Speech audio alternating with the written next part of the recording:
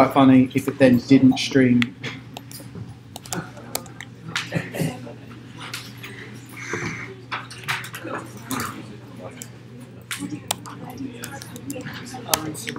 Yeah. Photoshop and open Moodle. Right, folks. This is recording now, so I'm just going to jump straight into this and get started. First things first. Yeah, I hope that you did kind of really attempt that challenge from the last session. Like seriously attempt it and go through that process of being frustrated and kind of having to fight to get through a process. Because it's a really important learning curve to go through. So yeah, I hope you did it. If you didn't do it, go and do it. It's not too late. It's not a case of, you missed that opportunity and now we have to move forward. Go back and attempt it. Same for the first task, where I asked you to do story comps, those rough things on card. If you haven't done them all, go back and do it. Go back and really try that. Yes? I have a question. For the PDF, you need to submit the 25%. Yes, I would like you to. You don't have to. Don't do it like one per page, because that's a big PDF. Yeah, double them up, or quads. If you're going landscape, you could probably get 4 on a landscape page. Okay. So what we're going to look at today is we're going to take the process from last week and we're going to start to really refine it and really reduce it down and start to think about the bigger picture of a production pipeline. Okay. It doesn't really matter how good a composition is or a piece of design for animation is if the piece of design that immediately follows it is bad. If you've got one good one and you go straight to a bad one, it means you've got a bad product. It doesn't mean you've got a half good product. So we need to start thinking about that refinement and getting some real consistency in shots.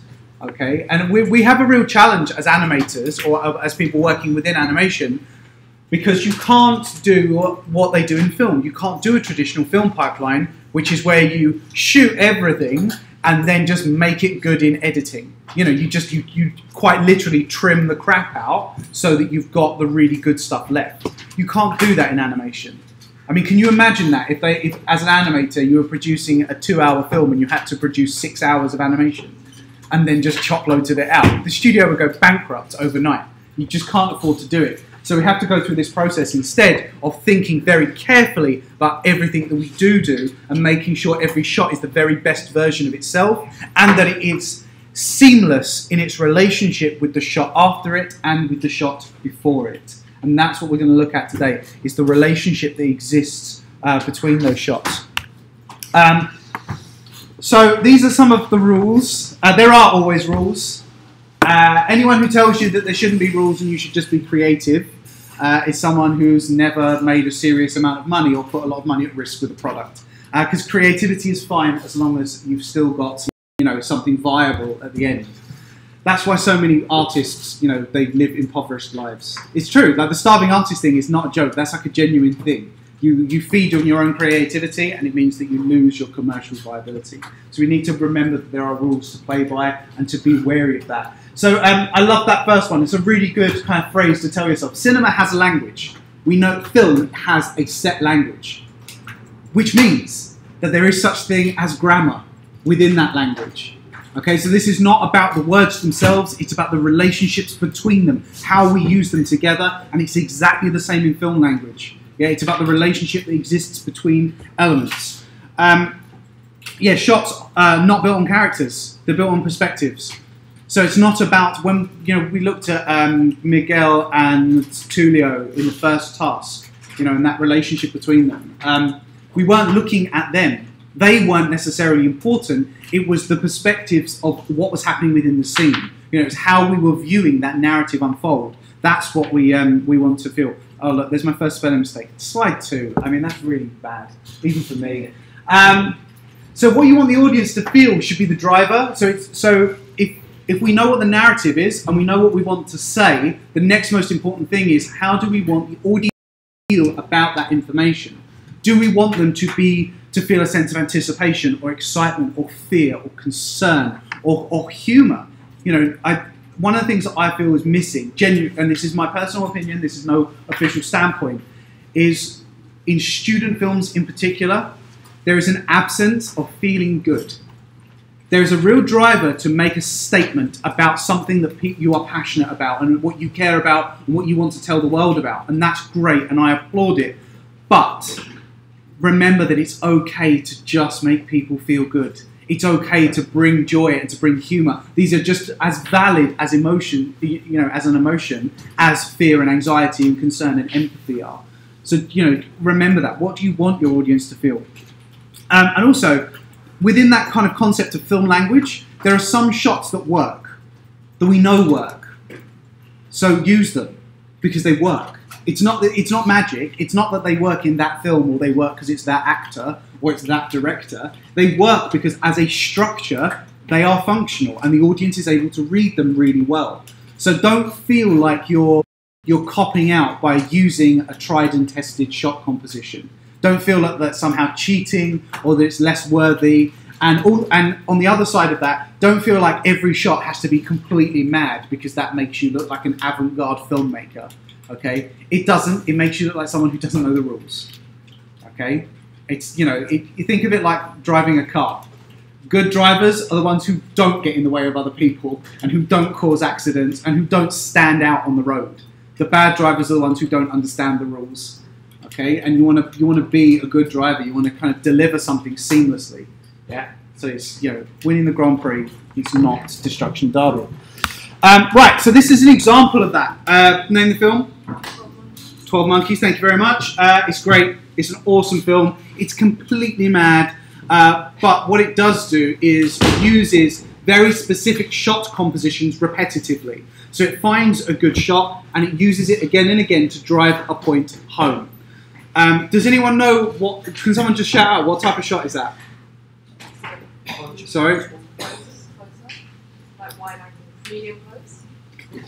It's many things. Isn't that a close-up at an obtuse angle? It's a close-up. Dutch angle? Yes, thank you. A Dutch angle. A couple of you said it. Now, the Dutch angle is tried and tested. It works. Okay, for those of you that aren't aware, Dutch angle is just a tilt. Anything sort of less than 45 degree rotation on the x-axis.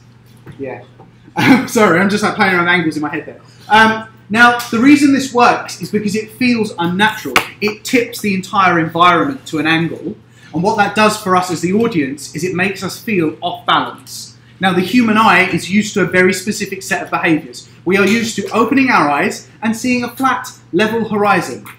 Yeah, we are used to seeing the ground below us and the sky above us. What this shot does is it removes that very base understanding by just tilting things slightly, and it makes us feel off balance and it makes us feel confused. So when we see a character in that same structure, that same composition, we empathise with that feeling. We look at this guy and go, yeah, he's confused. He doesn't know where he is. There's something going on here that he is unaware of, or he is, at the very least, he's out of control of this situation. He's not in command of it.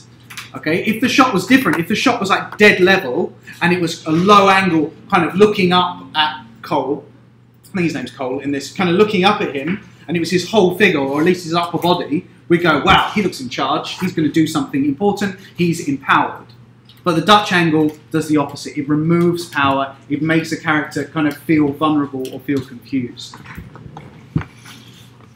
So yeah, it works. There's nothing wrong with this. And this film, 12 Monkeys, uses this shot over and over and over again, all the way through, in every sequence, in every, the standard kind of three-act structure.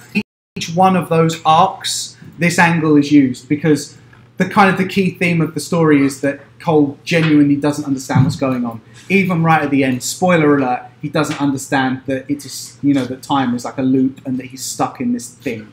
Understands it just what, as he dies?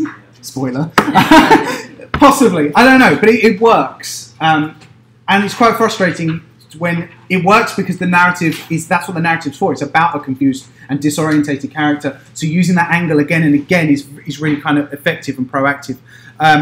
What I found frustrating is when they then made the 12 Monkeys TV show. I don't know if anyone's watched that. It's good. It is good. Is it also Terry Gilliam? he had like an executive producer kind of involvement, but it was a pretty loose association. But they didn't use this shot nearly as much, and it does make a difference. He goes from being a confused victim to like a hero, like an action hero kind of. It's like Time Cop, which you probably know no point of reference for you lot at all, but that's a good movie as well. Okay, so let's move on to the next one. This is another great example of that kind of tried and tested composition, which is this all angles pointing. I do believe this is a John Navarez sketch from memory. It looks like John Navarez. But it's that idea of like getting all of your pieces, and by pieces I mean characters, I mean environmental elements, getting all of it and gearing it in a single direction. You don't have to do anything clever where you've got like a triangular behaviour or you've got a sweeping movement or anything complex within the shot. Sometimes it can just be everything points at one thing. All elements point into this one place. That's absolutely fine. It works because it sends a very clear message to the audience straight away. That's important. Focus kind of on that and keep that focus. So that's another good example of a very, very simple piece of language that we can kind of use again and again. Here it is again in The Corpse Bride, and it's exactly the same principle. Everything points in one direction. Okay, it's fine. Don't feel bad about it. Don't feel like you have to do something complex, which when we look at the composition that we sketched in the last session, that composition is actually quite a complex one because there is kind of multiple eye directions and characters are at kind of different levels looking in different directions and things. And that's quite a smart or a very well-grammared composition. This is simple, but just as effective. So don't be afraid to use this kind of stuff. Even little things like the fact that these two are making eye contact. That you don't need to second guess what's going on here.